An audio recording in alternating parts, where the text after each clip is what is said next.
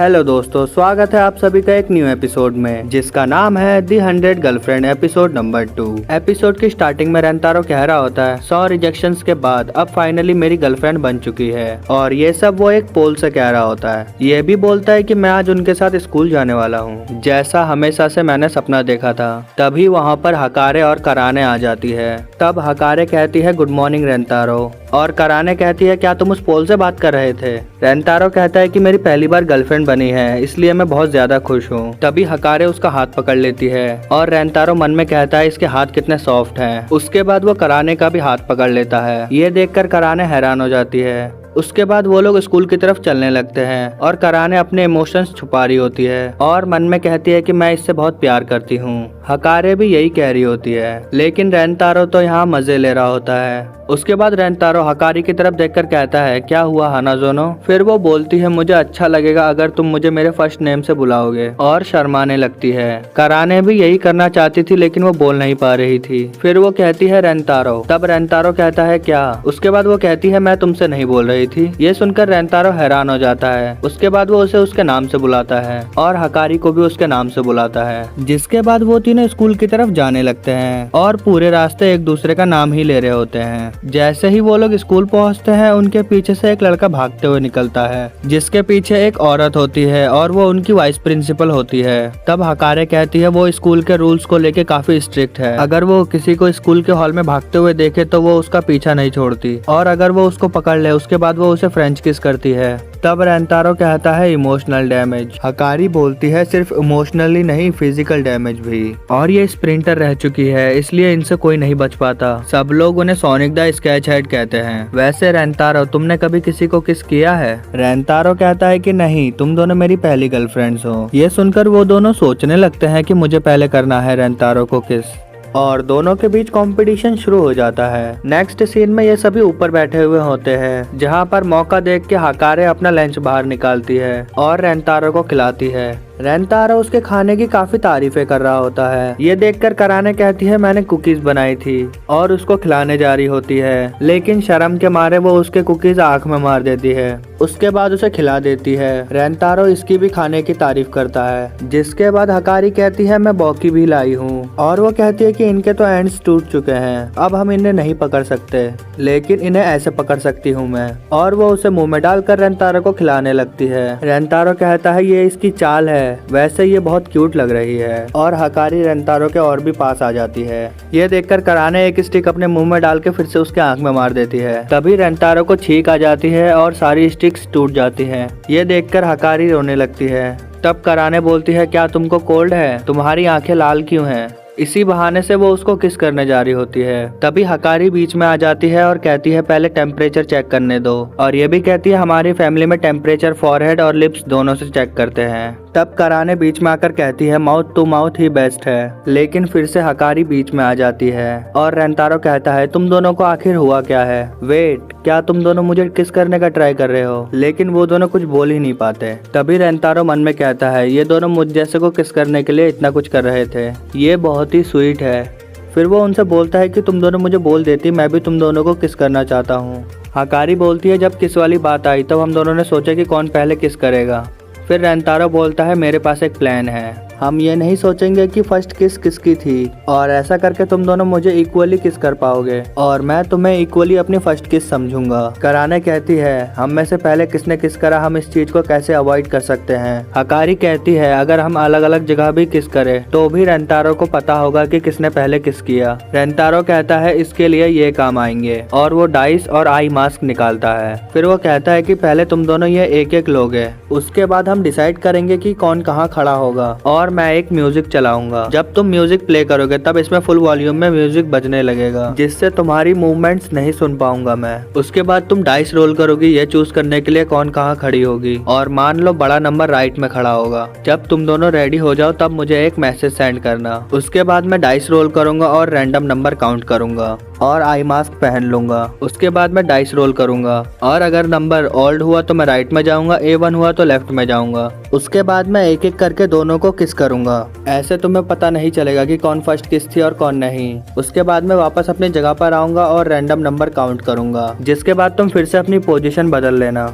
जिसकी वजह से पता नहीं चलेगा कि कौन कहाँ था, और ऐसा करके हम फर्स्ट किस को एंजॉय कर सकेंगे। इसमें चीटिंग ना हो इसलिए रेंतारो कहता है हम पिंकी प्रॉमिस करेंगे कि चीटिंग नहीं करेंगे हम। तब काराने कहती है कितने बेवकूफ हो तुम। रेंतारो कहता है लेकिन कोई पिंकी प्रॉमिस क्यों तोड़ेगा। जिसके बाद तीनों मिलकर पिंकी प्रॉमिस करते हैं। उसके बाद वो लोग शुरू करते हैं और रेंतारो को लेफ्ट जाना होता है। तब रेंतारो सोच रहा होता है कि मुझे पता नहीं चलेगा कि कितना नीचे झुकना है बिना देखे, उससे पहले मैं शोल्डर पे हाथ रखूंगा। लेकिन वो शोल्डर की जगह कुछ और ही पकड़ लेता है और टच करते ही कहता है ये पक्का हकारी है। उसके बाद वो हकारी के आगे झुक जाता है। फिर हकारी कहती है कोई बात नहीं।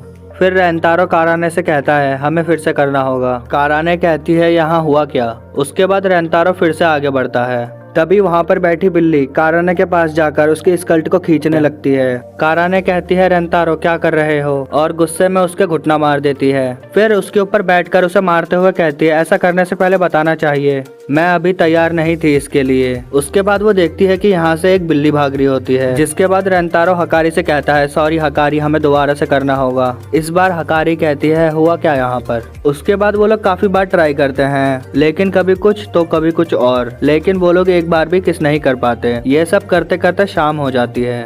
काराने कहती है मुझे पता था ये घटिया प्लान कभी नहीं काम करेगा। तब हकारी कहती है रेंतारो का प्लान परफेक्ट था, प्रॉब्लम इसमें वो है जो लोग इसमें इन्वॉल्व है। तब काराने कहती है क्या तुम मुझे प्रॉब्लम कह रही हो। हकारी बोलती है मैंने तुम्हारा नाम तो नहीं लिया ना। काराने कहती है वैसे तुम दोनों किस तरीके की किस कर रहे थे, हाँ तुम दोनों का मुंह बार बार लाल क्यों हो रहा था। हकारी कहती है तुम्हारा क्या, हाँ तुम कैसे कर रही थी जो बार बार रेंतारो इंजर्ड होता जा रहा था, और मेरे रेंतारो को चोट पहुंचाना बंद करो। फिर काराने कहती है मेरे रेंतारो से तुम्हारा क्या मतलब है, वो मेरा रेंतारो है। और फिर से इन दोनों के बीच लड़ाई स्टार्ट हो जाती है। तभी रेंतारो इन दोनों को रोककर बोलता है गलती मेरी है, ये बस इसलिए हो रहा है क्योंकि मैंने आज तक कभी किसी को किस नहीं किया, मैं यूजलेस और बिना एक्सपीरियंस वाला बॉयफ्रेंड हूँ। इतना बोलकर वो वहाँ से भागने लगता है और वो दोनों भी उसके पीछे भागती है। तभी रेंतारो वाइस प्रिंसिपल को आवाज लगाता है। तब वाइस प्रिंसिपल रेंतारो को भागता हुआ देख उसके पीछे भागने लगती है और वो उसे पकड़कर किस करने ही जा रही होती है रेंतारो को। उसी टाइम काराने आकर वाइस प्रिंसिपल को पकड़ लेती है। फिर वाइस प्रिंसिपल कहती है ये सब रूल्स के खिलाफ है। काराने कहती है किस भी। उसके बाद हम हकारी को देखते हैं जो कि खिड़की खोलकर पुलिस को ही बुलाने लगती है। ये सुनकर उनकी वाइस प्रिंसिपल वहाँ से डर के मारे भाग जाती है। फिर वो दोनों ही भागकर रेंतारो के पास आते हैं। फिर बोलते हैं क्या तुम ठीक हो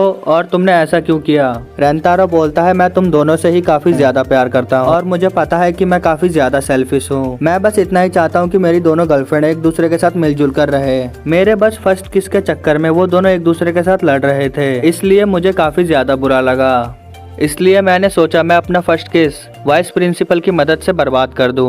ये सुनकर उन दोनों को काफी ज्यादा बुरा लगता है और वो बोलते हैं कि तुम अपने फर्स्ट केस को ऐसे ही मत वेस्ट करो। उसके बाद वो दोनों एक दूसरे की तरफ उंगली करके बोलते हैं तुम अपना फर्स्ट केस मुझे ना देकर इसको दे दो।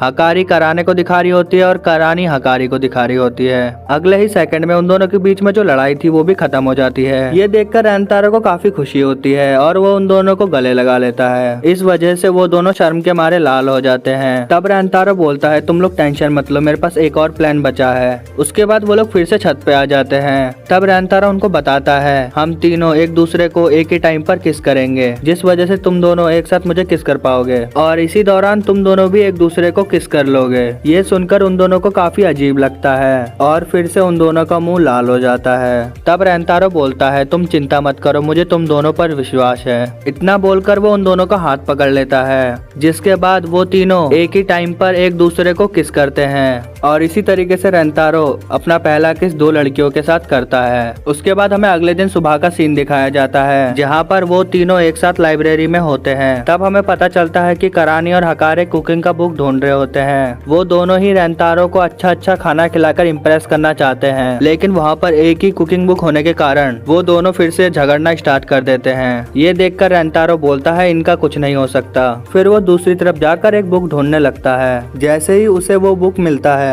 उसी टाइम पर दूसरी लड़की भी उस बुक को लेने वाली होती है, जिस वजह से उन दोनों का हाथ एक दूसरे से टच हो जाता है। उसके बाद वो दोनों एक दूसरे को जैसे ही देखते हैं उन दोनों को फिर से शॉक लग जाता है। ये देखकर रेंतारो समझ समझ जाता है कि ये लड़की उसकी एक और सोलमेट है और इसी तरीके से ये एपिसोड भी यहीं पर खत्म होता है। हेलो दोस्तों, आप सभी का स्वागत है 100 गर्लफ्रेंड के एपिसोड नंबर 3 में। एपिसोड की स्टार्टिंग से पहले मैं बस इतना ही कहना चाहूंगा, वीडियो अगर अच्छा लगे तो लाइक कर देना, चैनल पर नहीं हो तो सब्सक्राइब कर लेना। एपिसोड की स्टार्टिंग में हम देखते हैं वो छोटी लड़की और रेंतारो एक ही बुक को लेने जा रहे होते हैं। तभी वो दोनों एक दूसरे को देखते हैं और उन दोनों को शौक लगता है, जो देखकर रेंतारो समझ जाता है कि ये लड़की कोई और नहीं उसी की एक सोलमेट है। तभी हम देखते हैं कि वो लड़की रेंतारो को देखकर काफी ज्यादा शर्माने लगती है और बिना कुछ बोले वहाँ से जाने की कोशिश करती है। तब रेंतारो बोलता है कि आप ही उस बुक को ले लो, मेरे को इसकी जरूरत नहीं है। फिर हम देखते हैं कि वो छोटी लड़की अपनी एक बुक की मदद से रेंतारो से बात करने की कोशिश करती है। ये देखकर रेंतारो काफी कंफ्यूज हो जाता है, लेकिन धीरे धीरे वो समझ जाता है कि ये लड़की बुक की लाइन की मदद से मुझसे बात करने की कोशिश कर रही है। तभी रेंतारो उस लड़की के हाथ में एक बैज देखता है, जिसको देखकर वो समझ जाता है कि ये लड़की एक लाइब्रेरियन है। फिर वो लड़की रेंतारो से पूछती है, आखिरकार आप यहाँ पर किस लिए आए हो? जिसको समझने के बाद रेंतारो बोलता है, मैं यहाँ पर एक बुक लेने के लिए आया हूँ जिससे मुझे मजा आए। और ये सब रेंतारो इशारे में बोल रहा होता है।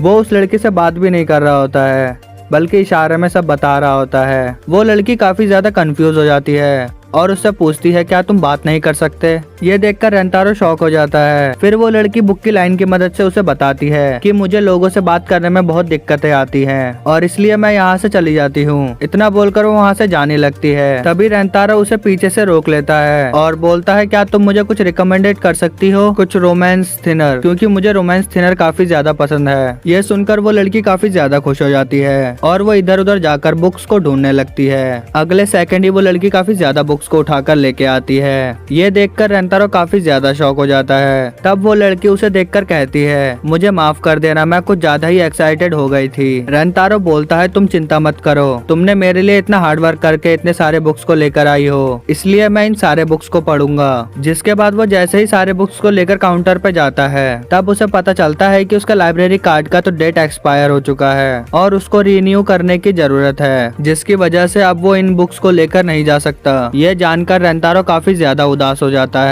लेकिन तभी वो छोटी लड़की अपने हाथ का जो नोवेल है वो रेंतारो को देने लगती है। रेंतारो बोलता है कि ये बुक तो तुम्हारा है, क्या तुम मुझे ये पढ़ने के लिए दे रही हो? ये सुनकर वो लड़की काफी ज्यादा शर्माने लगती है और हाँ में अपना सिर हिलाती है। ये सुनकर रेंतारो बहुत खुश हो जाता है और उसका बुक लेने के लिए तैयार हो जाता है। तभी वो पूछता है कि तुम्हारा नाम क्या है? ये सुनकर वो लड़की अपना ID कार्ड दिखाती है। फिर हमें पता चलता है कि इस लड़की का नाम तो शिजुका है। जिसके बाद हमें ये भी पता चलता है कि ये लड़की रेंतारो के क्लास में भी है। रेंतारो बोलता है कि मैंने कभी भी तुम्हें नहीं देखा, इसलिए मुझे माफ कर देना और मेरा नाम है आइजू रेंतारो और तुम्हारा शुक्रिया इस बुक को मुझे देने के लिए। तभी दूसरे सीन में हम देखते हैं हकारी और कराने, जो कि अभी तक कुकिंग बुक को पढ़ रही होती है, जिस वजह से वो लोग एक अच्छा सा डिश चुन पाए और रेंतारो के लिए अच्छा खाना बना पाए। उन दोनों को इतना ज्यादा हार्ड वर्क करते हुए रेंतारो देखकर इमोशनल हो जाता है। मैं बहुत ही ज्यादा खुश हूँ तुम जैसी हार्ड वर्किंग गर्लफ्रेंड्स पाकर। अब अगले सीन में हम रेंतारो को उसके कमरे में देखते हैं और वो जो शिजुका ने नोवेल दिया हुआ था उसी को पढ़ रहा होता है। उस स्टोरी में एक प्रिंसेस होती है और उसका एक गार्ड नाइट होता है। जिसके बाद हम देखते हैं एक ड्रैगन प्रिंसेस के ऊपर अटैक कर देता है, लेकिन हमारा नाइट प्रिंसेस को आकर बचा लेता है, जिस वजह से वो दोनों धीरे धीरे प्यार में पड़ जाते हैं। लेकिन प्रिंसेस तो रॉयल फैमिली से बिलोंग करती है। दूसरी तरफ हमारा नाइट, जिसकी कोई रॉयलिटी ही नहीं है, जिसकी वजह से प्रिंसेस को कहीं और भेजा जा रहा होता है और हमारा नाइट उसको रोक नहीं पाता।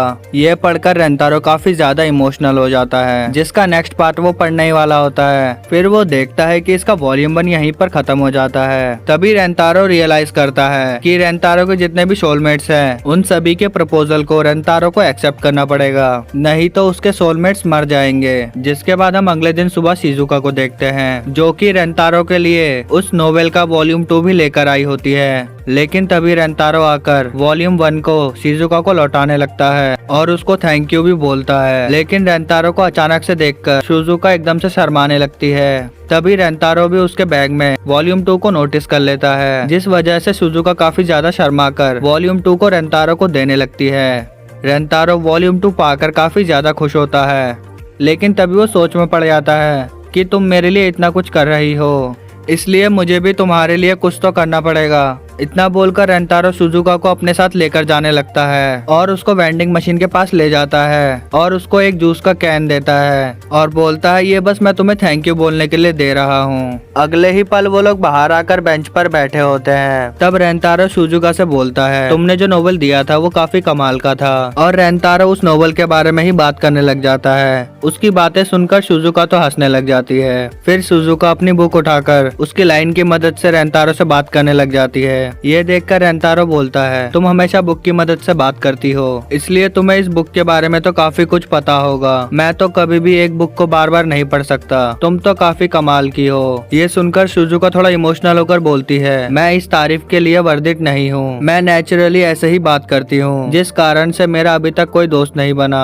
जिसके बाद सुजुका काफी ज्यादा उदास हो जाती है। ये सुनकर रेंतारो शांत हो जाता है। जिसके बाद वो उससे बोलता है क्या तुम मुझे अपना नोवेल 1 फिर से दे सकती हो क्योंकि वो मुझको फिर से पढ़ना है। अगले सीन में हम देखते हैं शिजुका लाइब्रेरी में काम कर रही होती है। तभी उसकी सीनियर आकर उससे बोलती है तुम इतना ज्यादा खुश क्यों लग रही हो, क्या तुम्हारे साथ कुछ अच्छा हुआ है। ये सुनकर सुजुका काफी ज्यादा शर्माने लगती है और अपनी बुक की मदद से उनको कुछ बताने की कोशिश करती है। उसके बाद वो फिर से लाइब्रेरी में काम करने लगती है और उसके और रेंतारो के पहली मुलाकात को याद करने लगती है, जो याद करके उसका मुंह तो शर्म के मारे लाल हो जाता है। तभी सीन चेंज होता है और हमें अगले दिन सुबह का सीन दिखाया जाता है। फिर से हम सुजुका को देखते हैं जो कि उस नॉवेल का तीसरा वॉल्यूम लेकर आई होती है, लेकिन उस दिन रेंतारो नहीं आता।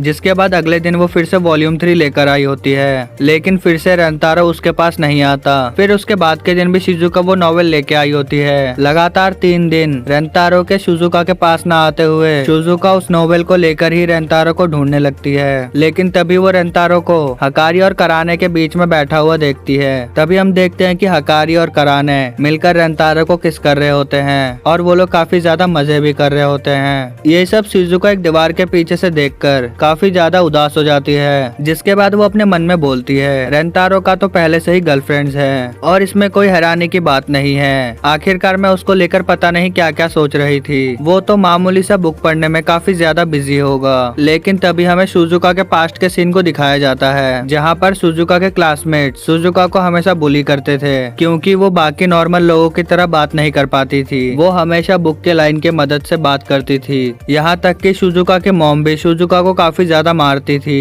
क्योंकि वो बाकी बच्चों की तरह बात नहीं कर पाती थी, जिस वजह से सुजुका काफी ज्यादा दुखी होती है। और हम देखते हैं प्रेजेंट में भी वो काफी ज्यादा दुखी हो रही होती है और उसके अगले ही सीन में सुजुका लाइब्रेरी में अकेले ही बैठी होती है। ठीक तभी वहाँ पर रेंतारो आ जाता है। फिर रेंतारो बोलता है अच्छा हुआ तुम अभी तक यहीं पर ही हो। तब रेंतारो ये भी बोलता है तुमने आज तक मुझे जितने भी बुक्स पढ़ने के लिए दिए हैं उन सभी बुक्स का मैं रीपे करने वाला हूँ। ये सब बोलने के बाद वो सुजुका के पास आकर उसको अपने फोन में एक ऐप डाउनलोड करने के लिए बोलता है।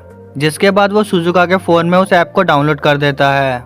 जिसके बाद सुजुका उस ऐप को ओपन करती है, जो देखकर वो काफी ज्यादा शॉक हो जाती है क्योंकि सुजुका जिस बुक से बात किया करती थी उस बुक का हर एक लाइन उस ऐप के अंदर है। अगर सुजुका को कभी भी किसी से बात करने की जरूरत हो तो फिर वो उस ई बुक की किसी भी लाइन को दबाए और वो लाइन स्पीच में कन्वर्ट हो जाएगी, जिसकी वजह से वो फोन अपने आप ही बात करने लगेगा, जिस वजह से ऐसा फील होगा कि सुजुका ही बात कर रही है। ये देखकर सुजुका रियलाइज करती है रेंतारो लगातार 3 दिन पूरा का पूरा नोवेल मैनुअली अपने हाथ से लिखकर फोन में लाया है और सुजुका के लिए रेंतारो ने इतना ज्यादा हार्ड वर्क किया है, ये तो कभी भी सुजुका सोच भी नहीं सकती। तब रेंतारो बोलता है मुझे पता है कि तुम्हें जोर से बात करने में दिक्कत होती है, इसलिए मैं अपने आप को तुम्हारी मदद करने के लिए रोक नहीं पाया और इस ऐप की मदद से तुम लोगों से बहुत आसानी से बात कर पाओगी। ये सब कुछ सुनकर शिजुका काफी ज्यादा इमोशनल हो जाती है। तभी शिजुका फोन की मदद से रेंतारो को आई लव यू बोल देती है। ये बोलने के बाद उसकी आंखों से आंसू गिरने शुरू हो जाते हैं और वो फोन की मदद से ये भी बोलती है मुझे माफ कर देना, मैंने बस तुमको अपनी मन की फीलिंग्स बताई है,